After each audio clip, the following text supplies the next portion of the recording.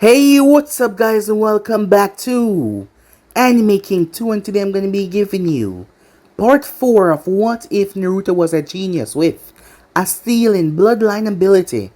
Remember to get this one to 100 like as usual, share this to all of your friends on your social media platform, and also guys, I posted a brand new episode of What If Naruto Was an Immortal Half of Sasuke. So go ahead, check out that and enjoy guys. And remember, if you're new, yes, I indeed have 4 channels which I post what if on every single day for you guys to enjoy. So go ahead, smash that red subscribe button and become a part of the Making family. And thank you for all of your help and support. And don't forget to go ahead and check out the other channels. Yes, I indeed have 4 of them guys which I post what if on every single day for you guys to enjoy. So go ahead, check them out and enjoy. So without further ado, let's begin this now guys.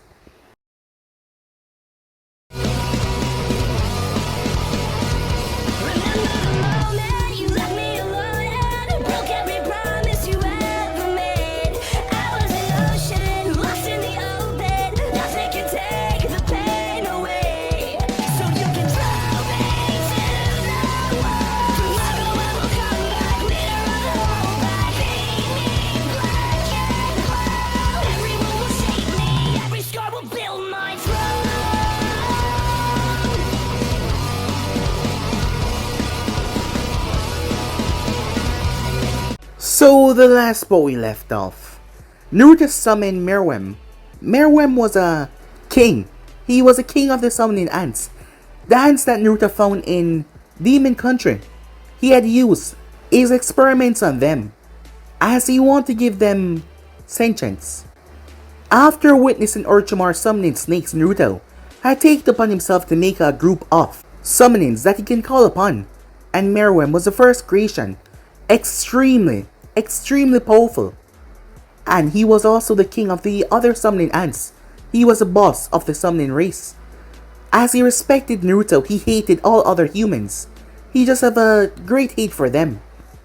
Upon telling him to free Kakashi, Meruem released a bullet, a mud bullet that slammed right into Zabuza so quickly that he was not able to react because of the speed. Kakashi was now freed as Naruto told him to go and handle Zabuza, as he told Naruto that they will be talking soon, as he rushed off. Him and Zabuza clashed against one another, as the others simply watched. When the battle was over, the Hunter Nin arrived, as the Hunter Nin came there. Meruem quickly realized that this was no real Hunter Ninja. This was just a ploy, as Naruto realized that it was one of Zabuza's subordinates. It must be the Ice User. So with that, Meruem attacked, but the Hunter Nin quickly sank into a Meru and vanished with Zabuza. As Naruto summoned more of his summons, one of them being a butterfly humanoid creature, the other one being a mix with a cheetah and a human, the other one being a mix with a cat and a human. The female hybrid cat jumped right on Naruto as she started to kiss him, happy to see him after so long, as Meruem cleared his throat, as she sunk down seeing her king right there. Despite Naruto being their actual leader of the summoning clan, Meruem was her king. As Naruto votes for her to not get punished once she returned, seeing that Meruem was upset by this, act, especially that they were on a mission. But he did not say anything about her and Naruto, so that she was glad for. So with that, they went after Zabuza and the apprentice as Naruto told them to bring the body back to him, as they made their way off. Kakashi was still stunned after everything, but he didn't have time to comment or anything because he passed out, unconscious. They brought him back to the house. Some time passed after that. Late that night, Naruto swapped with his clones.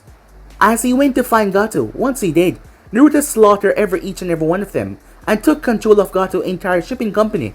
With that, he signed it over to the name of Tsunami, as she was going to become a wealthy, extremely wealthy woman, as Naruto wanted the entire country under his, leadership.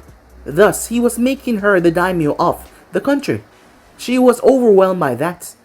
However, Naruto helped her through it. Inieri was also shocked as well when Naruto had told him that he killed Gato and everyone else. As Naruto started to train the boy, not in how to use chakra but how to defend himself if any goons or anyone would try to make a move against them anytime soon.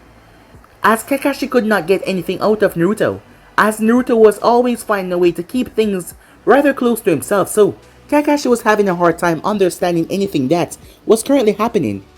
although he was training Sakura and Sasuke now. While that was going on, two people were heading towards the Land of Wave. These two people were none other than Genos and Saitama, as they seemed to be in business with Naruto as well, as Saitama was rather lazy. He looked rather like a Nara. As for Genos, it seems that Naruto had helped him more than Saitama, seeing that his body, he was thanking Naruto in his mind for helping him to be able to actually move around, as Naruto had seemingly helped him in the past, and now he respected him, even calling him Naruto-sama. There was also someone else out there that respected Naruto greatly as well, and this was an individual that, well, he was family with Zabuza. He was Zabuza's cousin. As he was out there, Naruto was hoping that he would allow him to incorporate Zabuza DNA into him, so he could get the 7 Ninja Swordsman fighting style and everything about it. But that would be a hard task, convincing him, seeing that he hates Zabuza greatly, but Naruto believed that he could do it though. So yeah guys, basically let's left off, you guys can switch across the play, check out for yourself, and don't forget to go ahead and check out the other channels. Yes, I indeed have 4 of them which I post for fun every single day for you guys to enjoy. So go ahead, check them out, and yeah, enjoy. So without further ado, let's jump right into this. Begin now guys. It's been a long time, Saitama, Genos. Naruto greeted casually as he strolled out of the woods. Naruto-sama, please forgive us. We have yet to find Zabuza and the Hayaton user, Genos said as he bowed his head, a look of panic plastered over his features. Don't worry about those two. Their corpses are being delivered to Gato and Estes as we speak. As both Genos and Saitama was shocked hearing that. So, you decide to go after them yourself after all. Are we really that useless? Genos, stop beating yourself up, damn it. I only came here because of a mission I got from Konoha. It was just sheer luck that the mission happened to involve Zabuza and the Hayaton user, Naruto said with exasperation. A mission from Konoha? So you finally graduated from the academy. What rank did they give you? Saitama asked curiously. Genin, said Naruto. Both of them were shocked as they heard that, as they tried to process what they just heard, before both of them break out into laughter. You idiots, said Naruto, seeing them laugh. You can't just skip ranks. Not in Konoha at least. Besides, this is good. Being a genuine draw, less attention. Attention is not something any ninja should seek, unless it's a part of a grander scheme. Naruto reprimanded and lectured his friends in one paragraph, which was ironic seeing that he was much younger than they were.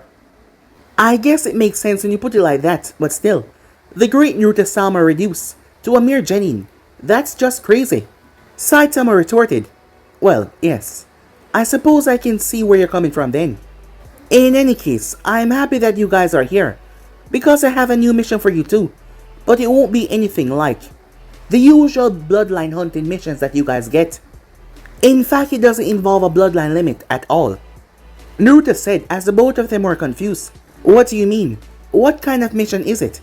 I want the both of you to protect the woman I am grooming to become daimyo of the Wave Country.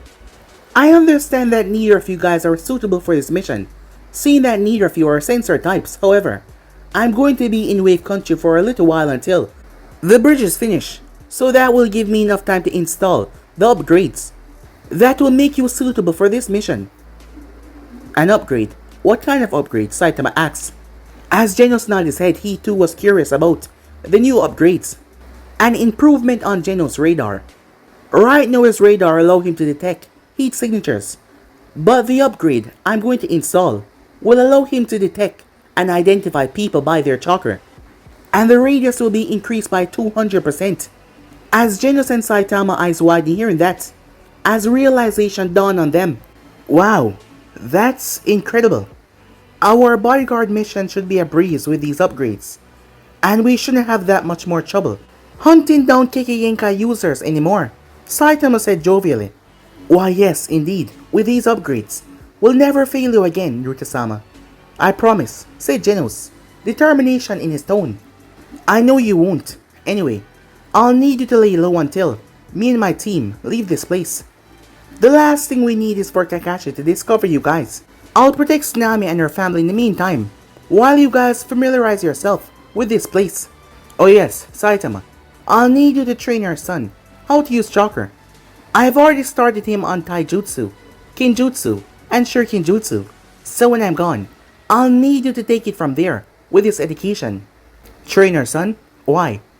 Are you planning to recruit the kid for the bloodline? Saitama asked curiously. No, not at all, but I can't have you on bodyguard duty forever, you know. The kid needs to be able to protect his family when you guys leave. He will also be responsible to create a military force for the new daimyo, which will be his mother, and he himself in the future, said Naruto. I see. You've really thought this through, haven't you? Genos said. Naruto's brilliance and foresight for someone so young never ceased to amaze him. Yes, I have. Now I'm not allowed to teach ninjutsu to a stranger because of my affiliation with Konoha, but I'll be teaching Inari taijutsu and weapon shuriken skills. And of course I'll be training his body to peak human condition. I'll leave behind a program for him to follow, and you guys just make sure that he stick to it for the next 12 months. After that you can teach him how to harness his chakra and the basic principles of ninjutsu. You don't have to teach him jutsu beyond the basic necessities like sunshin, clone jutsu, transformation, and how to harness his elemental affinity.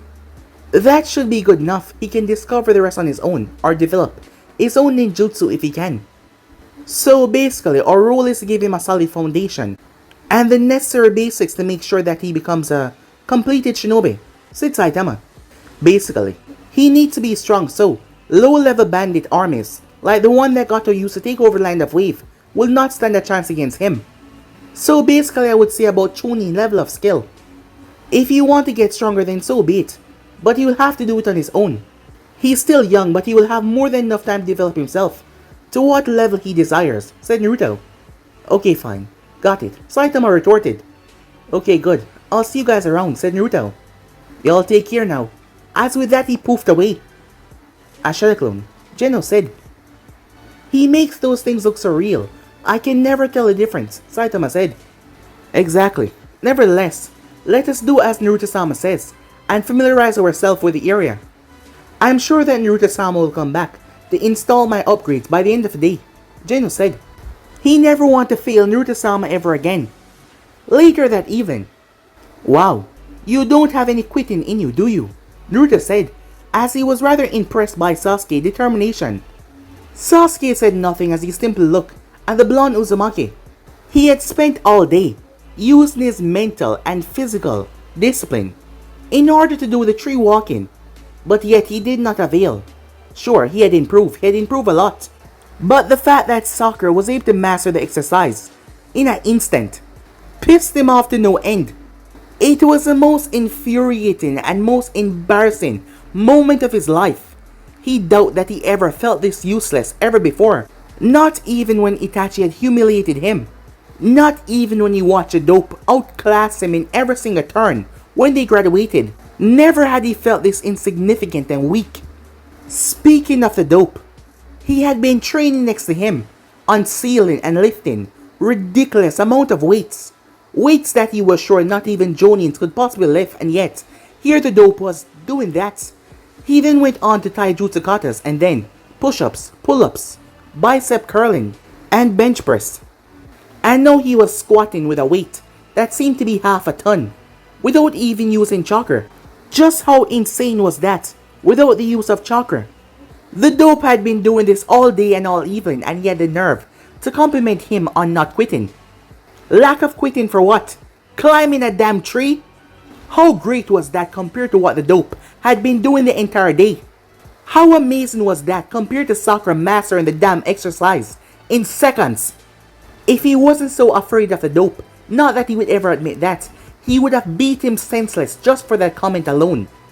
You're one to talk, Sasuke said, as calm and as uncaring as ever, because he would never show the dope how much he was getting to him. The dope is an insignificant and lesser being. He always was, and he always will be. That was the only thing that Sasuke had to keep on telling himself, so that he can hold on to his self-worth and his self-esteem. You know, you don't have to worry about Kakashi taunting. He was just, in his own way, trying to encourage you. Sakura is not more talented than you in chakra control. She simply has so little bit of chakra that it's not hard for her to control it. You are a Uchiha prodigy, so your chakra is extremely dense and potent, and your reserves are far larger than Sakura's. So of course it will take that much more effort for you to rein in that large and potent chakra. It's the only reason why you're struggling and she is not. If anything, Sakura should be right here with you, working hard, in order to increase her chakra reserves. Because once you master this technique, you will be so much more faster and stronger compared to her. Naruto explained in great detail. As Sasuke glanced towards him, "Why would I be faster and stronger just because of this?" he asked. His tone was condescending, however, although deep down he was extremely happy to hear what the dope just said, and he wanted to hear more as well, despite him acting like an ass. Chakra is used to augment physical ability like speed and strength. So the better you are at your control, the better you are at those things. There are other factors like the potency and density of your chakra, and the amount of chakra that you can move to certain areas of your body. Seeing that you have much higher stats in all three areas, density, potency, and capacity compared to Sakura, then by mastering the same exercise as her, you would enjoy that many more benefits than her. Sasuke was unable to stop the smirk that appeared on his face hearing that. "That means I'll also be able to keep up with you, right?" Sasuke said prematurely. As Naruto chuckled, "Don't get ahead of yourself. You have not mastered the water walking yet." As he laughed once again, Sasuke narrowed his gaze. "Water walking? Come on now, Sasuke. You saw Kakashi and Zabuza fight, right? You did see them standing and fighting on top of the water, now did you?" As Sasuke's eyes widened in surprise and sudden realization. "You're all lucky that I haven't awakened my Sharingan yet. If I had, this would be child's play," Sasuke said frustratedly. As a thought crossed Naruto's mind.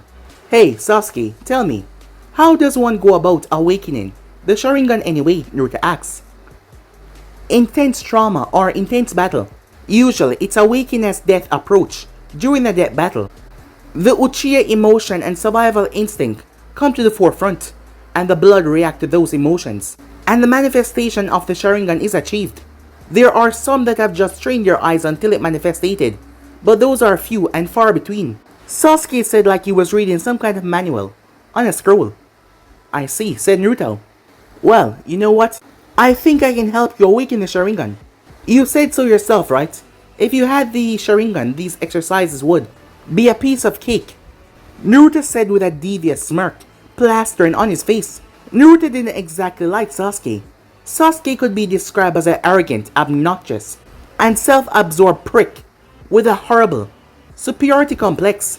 However, there was no doubt about his potential, and he was also a serious flight risk to Konoha.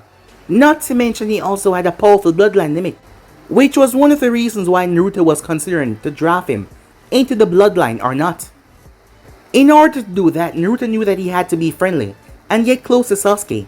The only way for him to decide to trust him or not is to understand him more and get to know him. He figured that helping him with jutsus every now and then and sparring with him was the best way to get close to him. There was also other reasons to speed up Sasuke's progress, of course. The truth of the matter is he had no idea when the Akatsuki would make their move against him. However, he could easily predict that Itachi would be one of the people that would be sent after him. Sasuke's sole purpose in life, beside the recreation of his clan, was to eliminate Itachi. So if Itachi came after him, it would be to Naruto's benefit for Sasuke to be as powerful as possible in that moment. Because Sasuke would end up fighting on Naruto's behalf, whether he knew it or not. Naruto would then just have to worry about Itachi's partner while Sasuke took care of his brother. Or at least hold him off long enough for Naruto to kill his partner and then go after Itachi himself. "What?" Sasuke said, as he wondered if he was hearing correctly. "I said, I can help you awaken your Sharingan," said Naruto. As he did not even make a move, but 4 clones appeared beside him. "What are you doing, dope?" Sasuke asked with a confused look on his face. The clones went out in 4 different directions. The clones are gonna set up a barrier so no one can see or hear anything that is going on inside the barrier. "Why would we need a barrier like that?" "What are you doing, dope?" Sasuke asks. "Oh, it's simple. I'm going to kill you," said Naruto. "Or at least try to, depending on if what you said is true or not. I want to see if you will awaken the Sharingan if I try to kill you," said Naruto. A sinister smirk came on Naruto's face. Memories of Itachi flashed to the forefront of Sasuke's mind, as that was the only time that he felt so helpless, like he did right now. "Here I come, Sasuke," said Naruto. "Dope," Sasuke cried out, like he never did in his entire life, as all the sound was kept inside the barrier. Time skip. 1 month later. It had been 1 month now since Kakashi returned back to Konoha with his students. And well, the headache that he's been getting since taking on Team 7, he felt like it was about to increase now. Normally it would have been a blessing and a privilege to be in charge of Team 7. Naruto was strong, incredibly so. A genius, maybe greater than Kakashi was. Kakashi could tell that Naruto was an outright monster. In terms of power, ranking or not, things would become a lot more worse when he started to use the actual beast inside of him. And then there was Uchiha Sasuke. The last thing Kakashi remembered he was struggling with, the tree climbing exercise. And then, in the span of less than a day, the Uchiha had came back with the Sharingan, and the ability to perform the tree and water walking exercise. His Sharingan had 2 Tomo at the right and 1 at the left, but by the time they left the wave, he had already unlocked the second one, having 2 totem in both eyes. It may have seemed like nothing, but Kakashi, being a Sharingan user, knew how much effort it took to advance the Sharingan, and how much power one gets from just that single totem increase. He knew that the blonde Uzumaki was behind Sasuke development. He knew that Naruto was involved with Sasuke development. Naruto denied it though, and Sasuke claimed that he only sparred with Naruto, and the spar became so intense that he awakened his Sharingan. Kakashi did not detect any lies, but he knew there was a lot that Sasuke was leaving out in that statement. The only question that Kakashi had was, to what end? Why was Naruto helping Sasuke? It did not take a genius to figure out that the both of them did not like each other at all, and the both of their personalities did not mix in the slightest. So what did Naruto have to gain from making Sasuke stronger? What did he want? Was he planning to use Sasuke to further his own goals? If so, then how and why? Why did he feel the need to do that? He was so strong and he had summons that were as, if not stronger than him. So what was Naruto's endgame? Kurenai had detailed in her assessment of Naruto that he was a trickster by nature. That every action that he took would appear to be meaningless. But there was a clear goal that only the trickster knew behind all of his actions. Kakashi understood that, but for the life of him he just could not figure out what was Naruto up to, what was his endgame. He tried to look underneath the underneath, but he just could not find it. Honestly, the both of them were prize students. Anyone looking out from the outside would say that he had remarkable students.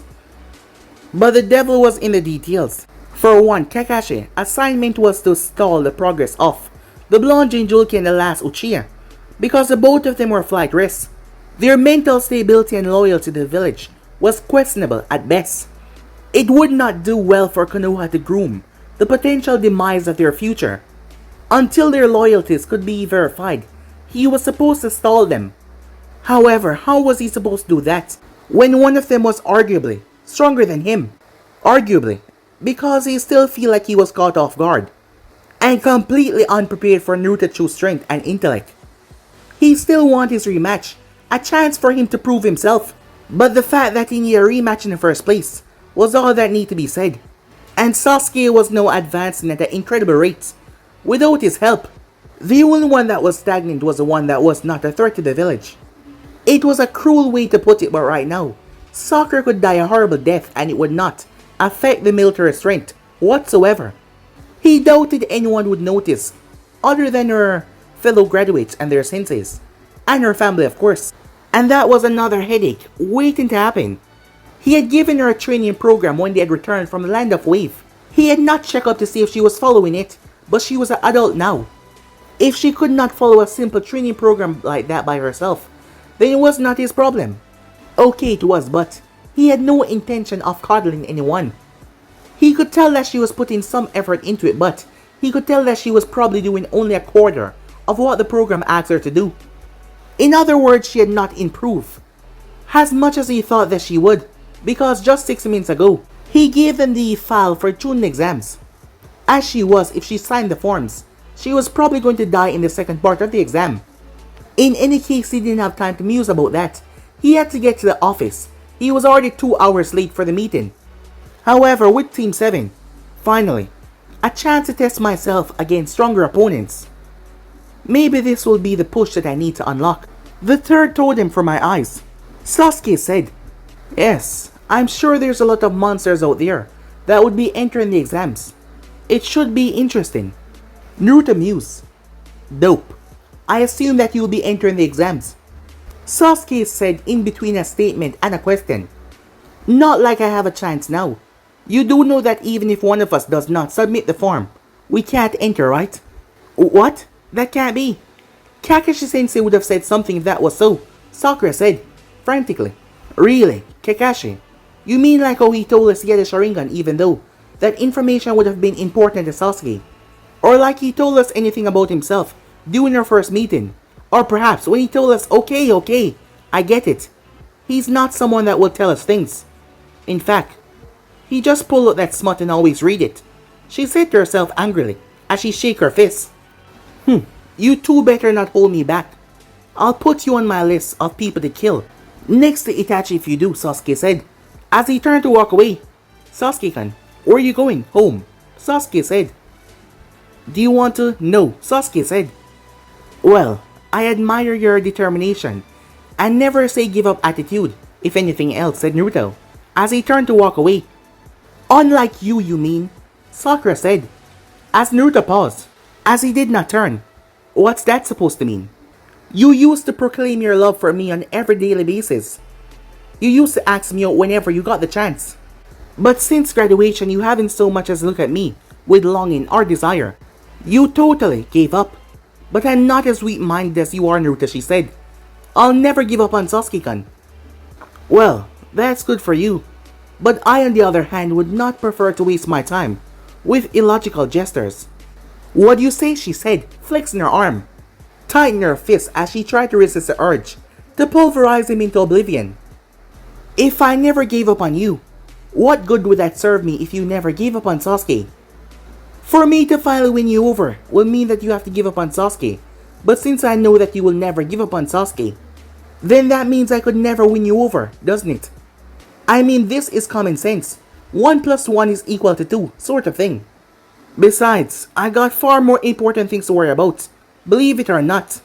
And I say this with the intention not to hurt or offend you, but right now I harbor absolutely no romantic feelings for you in the slightest. To me, you're just a work colleague," said Naruto. His tone was firm. There was no lie detected from him. As Sakura was hit with the realization that there was no one. The painful realization slammed on her. There was no one in the world, with the exception of her parents, who gave a crap about her, as she was unable to perform, or even say a single respond, as she choked back a sob. "I'll leave you with one piece of advice though. Sasuke, as he is right now, is only interested in strong people. He has no patience or concern for the weak. Being kind and romantic is not going to get you any attention from him. If you want him to notice you, then you should focus on developing yourself as a kunoichi. You might still not get his attention in a romantic sense, but at least he will be paying attention to you. That's a start at least." He did not really care if she took his advice, as Naruto headed off. Meanwhile, Hokage's tower. "So, what did I miss?" Kakashi asked after arriving, as Hiruzen eyebrow twitched at Kakashi's tardiness. "I see that you have not changed at all, Kakashi, as far as your tardiness is concerned." Jiraiya spoke up, who was there as well. Quite honestly, he would be lying if he said he did not feel like pulverizing the Cup Ninja right now for making him wait so long. However, he was not one to cast judgment when he had taken so long to answer the old man, message, given the importance of what he wanted to discuss. "Jiraiya-sama, it's been a long time. Is it possible to get the altar?" "Enough!" Hiruzen said, smashing his fist down on his desk, as a wave of killing intent washed over everyone within the office. Everyone being Kurina Ui, Sarutobi Asuma, my guy, Kakashi Hatake, and the Toad Sanin. Sir, Kakashi stood at attention, remembering that he was not beyond the Hokage approach. "Jiraiya, tell them everything that you told me," Hiruzen ordered, as he cleared his throat. I have been debriefed on the situation regarding my godchild, Naruto Uzumaki, and I've been told that Kakashi has been overseeing the situation with the guidance of you three. First, let me say that if everything I heard about Naruto is true, then no one can fault you for getting to the bottom of the situation. I should know, being a spy master myself. Having said that, I will inform you that I have no return, and I'll be handling this situation. Nothing has to change as far as you're concerned, especially you, Kakashi. You will continue to be his Jonin sensei, and continue to investigate and keep an eye on him. However, I'll be taking him under my wing as my protege, as his father would have wanted. I will mentor him and push him in the right direction, while investigating the shady forces behind his change in behavior. Jiraiya said, taking some pause as he allowed the information to sink in, before going on to a different topic. Now there is something much more dangerous and concerning Naruto and the future of Konoha, and perhaps indirectly concerning the well-being of you yourself and your students. A criminal organization composed of extra criminals, known as the Akatsuki. My old teammate Orochimaru is a member of this organization. In fact, I only know about them because I spent years monitoring and tracking Orochimaru, Jiraiya explained. I am sorry, Jiraiya-sama, but as far as I can understand by this threat posed by the organization, I absolutely see no way that this has anything to do with Naruto-kun, Kurenai said. It has everything to do with him. This organization main goal is to hunt down and capture all 9 Bijus. Naruto, as you know, is the Jinchuriki of the strongest Biju, which means that he's their most important target. Jiraiya retorted, pin drop silence taking over at the news. If I may ask, Jiraiya-sama, who are the members of this organization besides Orochimaru, of course? Kakashi asks, with a grave undertone. They are a very secretive organization. I only know 2 other members as it is, Itachi Uchiha and Kisame. I only know about Itachi because apparently the reason why Orochimaru defected from this organization is because he failed to take on Itachi. He was likely trying to get his hands on the Sharingan, but from what I hear, he was soundly defeated. Following the lead, I was able to learn that his partner is Kisame, the traveling peers. Itachi Uchiha? Isn't he like 17 years old? Asuma asks. He was 13 years old when he single-handedly massacred his clan, and it was just a year later when he made quick work of Orochimaru. Orochimaru likely underestimated him. He has that tendency due to the sheer size of his ego. However, underestimating or not, to defeat a Sanin at the age of 14 and to slaughter an entire clan as powerful as Uchiha at the age of 13 takes some serious otherworldly talent. He's likely even more dangerous now at the age of 17, and he's only one man. With Kisame helping him, their strength as a team is something I don't even want to imagine. Naruto is in serious trouble. The fate of the ninja world hang in the balance, especially if the other members are packing this much firepower, which in all likelihood they are. Jiraiya said with a grave undertone. So that is why you decide to take Naruto under your wing. It's a good move, but how do you train someone who won't reveal his strength and limitations to you? How do you pass on your secrets to someone that you don't trust? Someone that might use those secrets to destroy the precious things to you. How do you pass on your legacy to someone that's shrouded in darkness, as Naruto is? Kakashi asks. I don't have much of a choice. If I don't help him and the Akatsuki takes him, how do I face his mother and father when it comes my time to pass on to the afterlife? If I don't help him, the risk is greater, allowing the Akatsuki to get their hands on the Kyuubi. Besides, the Rasengan is his jutsu birthright, and his father uses summon toads as well. You think you want to sign the toad summoning contract? I mean, according to Kakashi, he already has a contract of his own, a very powerful one. Kurenai said skeptically. I'll have to convince him. No, in fact, he has to sign it. It's the only surefire way for me to keep him under my protection and under my control. As long as he's a toad summoner, I can track him no matter where in the world he goes. He won't sign the contract.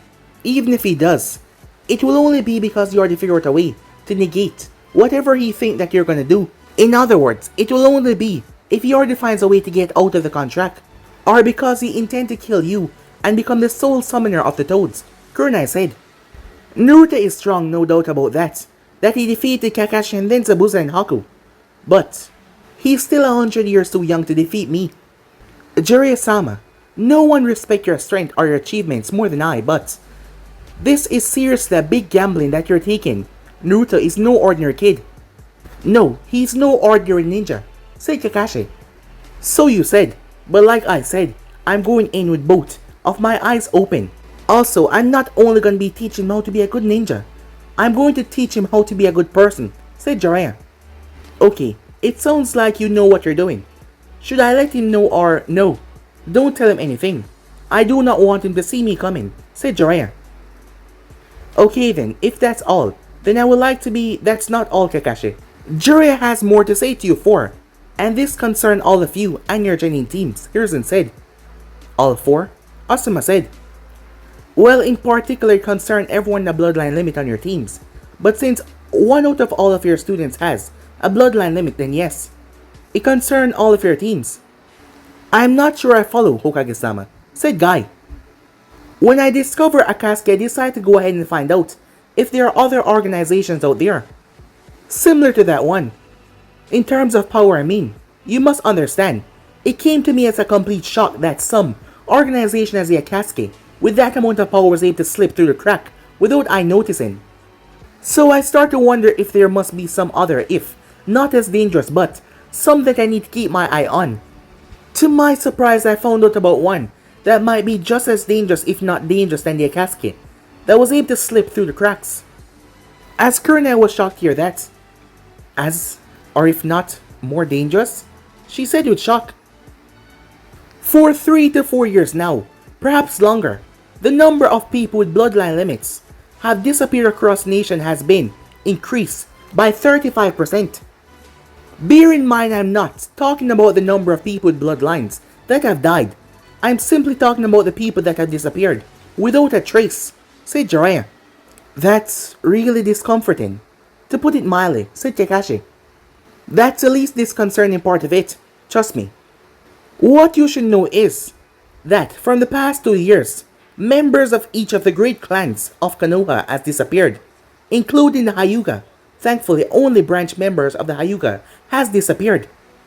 Wait, no way. That would mean Kakashi trailed off, horror in his eyes. Exactly. This organization has an agent operating inside of Konoha. Hiruzen said, what is the name of this organization exactly? Asuma asked. The only name I was able to hear whisper was the Bloodline. None of the members are known. They're so secretive that I haven't been able to discover anything on them. The clan heads have all been alerted and they will be taking better safety to ensure the safety of their kinmen. Unlike Akatsuki, who we know work in two-man cell, we have nothing more on this organization than their name. You have to be careful, all of you. As he was silent for a while, allowing them to digest the information. I wish I could say that was all you had to worry about. But unfortunately, there's more, said Jiraiya. There's more? Kurina almost yelled, barely managed to control herself. I'm afraid so. Orochimaru has founded a new ninja village in the land of Rice Field, recently renamed as the Land of Sound.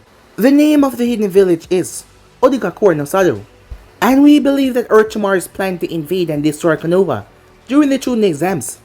Jiraiya dropped the biggest bomb on them because this one had a defined timeline that was extremely close. Between the Akatsuki, the Bloodline, and Orochimaru invasion, will the village be able to survive this? Things would have been so much more different if the 4th Hokage was still alive. Kurina thought to herself with trepidation. Time skip. 3 days later. What's your name, beautiful? Naruto asked, as he fixed on the beautiful girl glasses. She was a beautiful girl with long, silky red hair and equally beautiful red eyes. She was wearing tight black shorts and a blue skirt over it, reddish and brown, long sleeve with a black jacket over it. There was a hidden glass forehead protector on her forehead, and the glasses that Naruto had just placed back over her eyes. My name is Karin. What's yours? She said. The girl now identified as Karin asked, with stars in her eyes, unable to believe that she's seen such a handsome boy, and that he was the one that saved her life. My name is Uzumaki Naruto, Genin of Konoha. Well, I guess it's pretty obvious that I'm a Genin, since I'm here, right?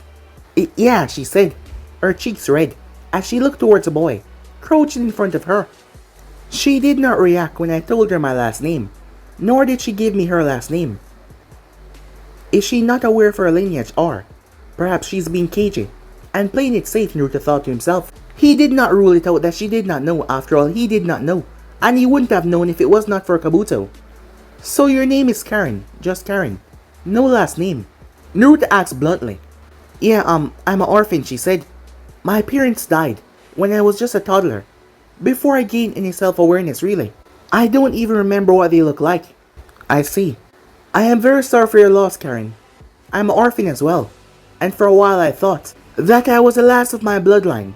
But I met Uzumaki Fuka, and now I met Uzumaki Karin. So as you can see, I'm one of the happiest men in the world right now. Naruto said with a sincere and happy smile on his facial features. Uzumaki Karin, she said, her eyes wide and looking at him with shock. You're a sensor type, I can tell, which means you can also tell that I'm also a sensor type.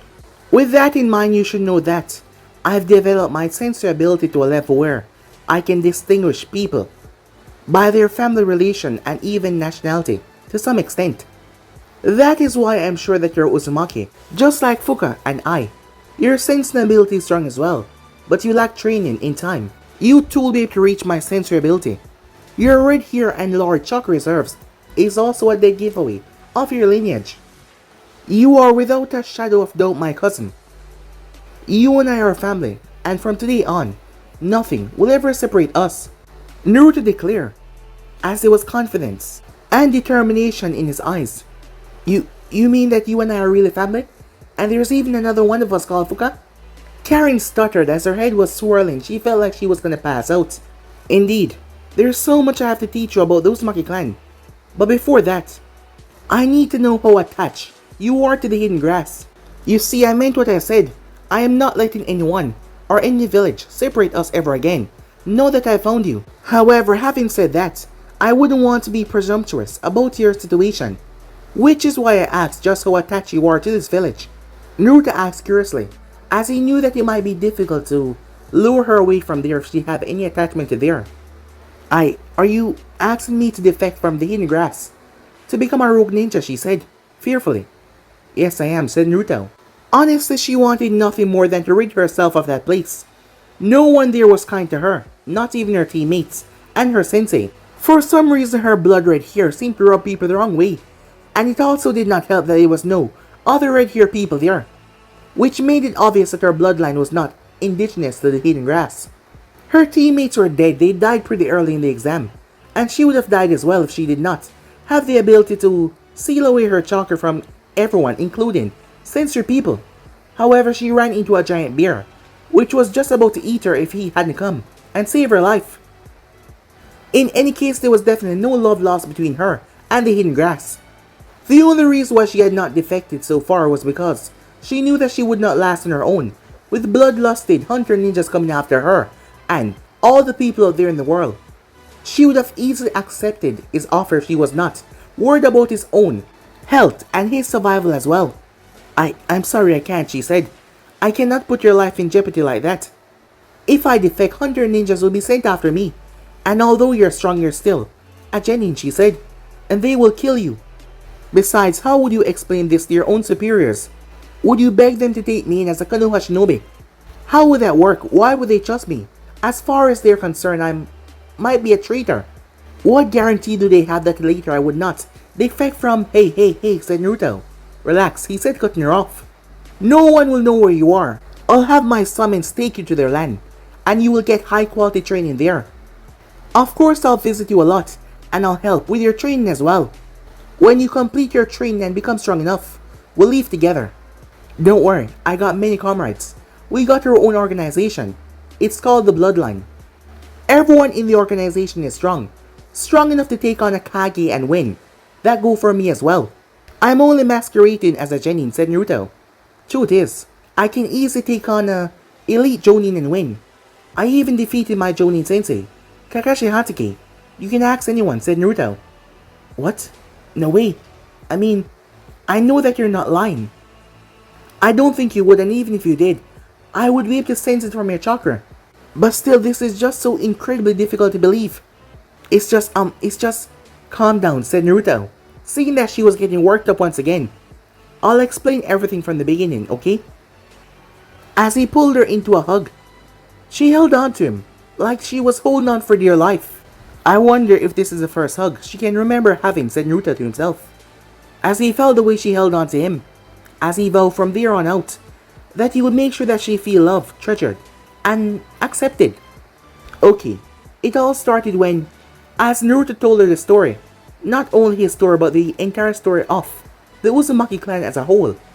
Despite the both of them being in the forest of death in the Chunin exams, it seems that they were in a magical getaway, as they just held each other as Naruto told her the story. Nevertheless, after hearing his story, she understood why he was so confident and why he was so strong, as she could not wait to meet Fuka and the other members of the organization.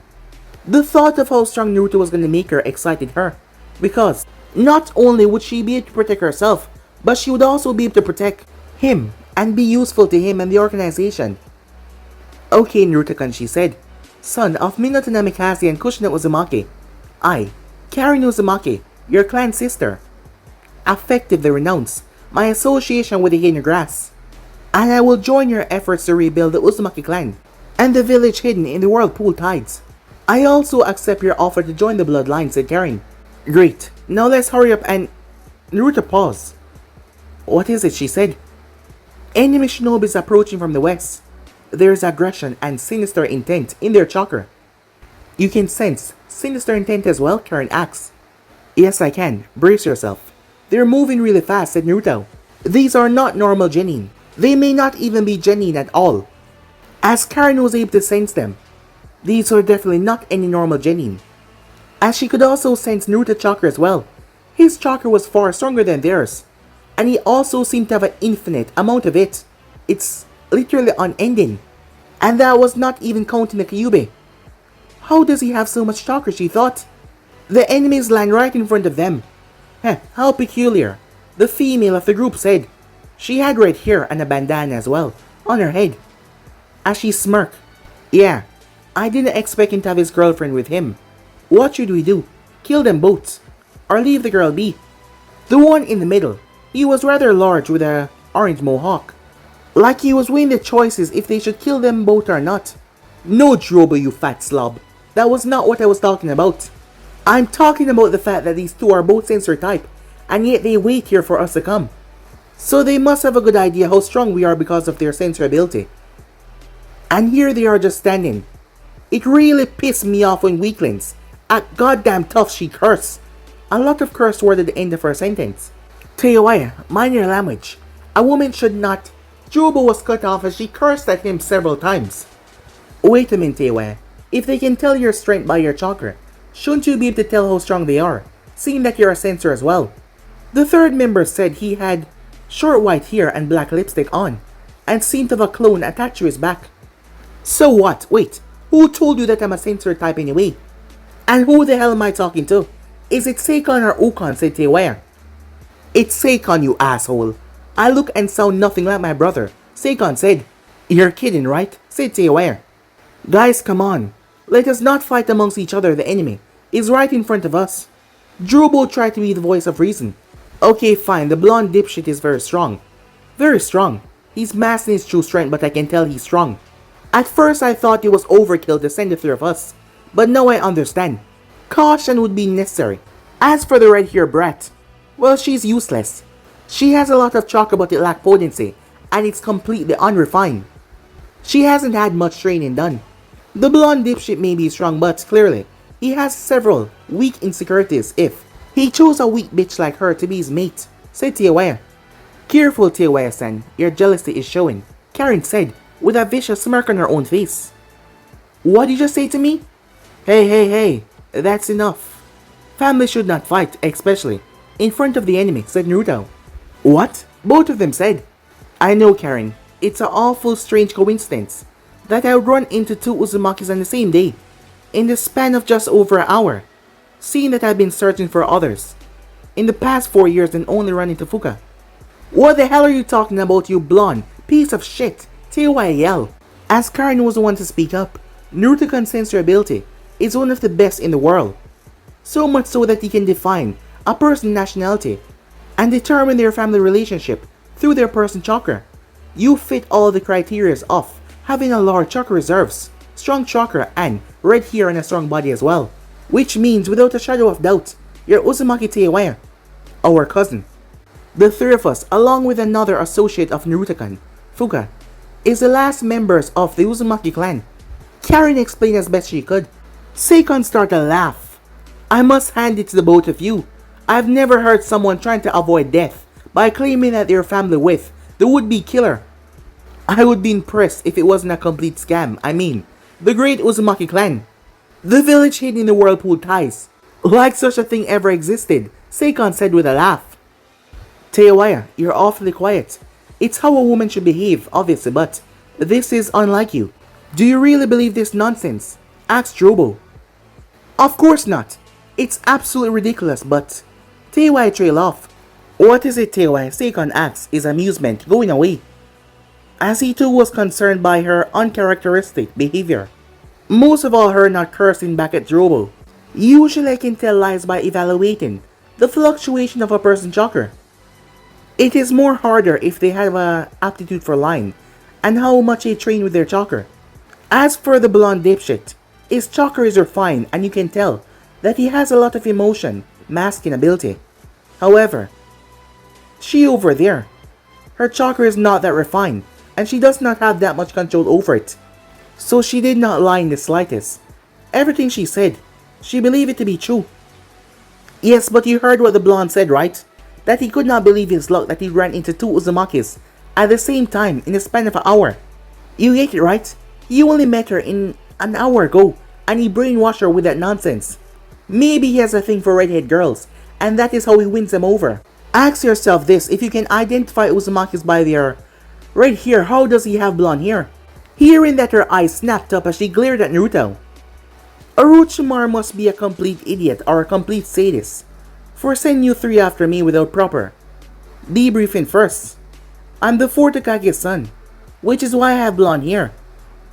If it wasn't for his ridiculous strong genes, then I would have red hair too like my mother, said Naruto. The three of them were shocked as their mind tried to process what they just heard. Now they could see the image of the fourth Hokage and this boy. They were two copies. I don't believe it. How could Orochimaru-sama? Seikon was unable to finish his train of thought. Do you guys even know why Orochimaru want me out of the way, said Naruto. Well, I'm guessing that he's not the one to tolerate any sort of questioning. And I'm guessing that neither of you asked, said Naruto, as they really did not know why they were supposed to kill him. As Naruto sighed as he thought about what a complete asshole Orochimaru was. I guess I have no other choice but to tell you why. He wants me dead, said Naruto. But guys, be and subscribe right here. If you want to see the next person do, like, subscribe, comment down below, and turn on that bell notification to stay posted.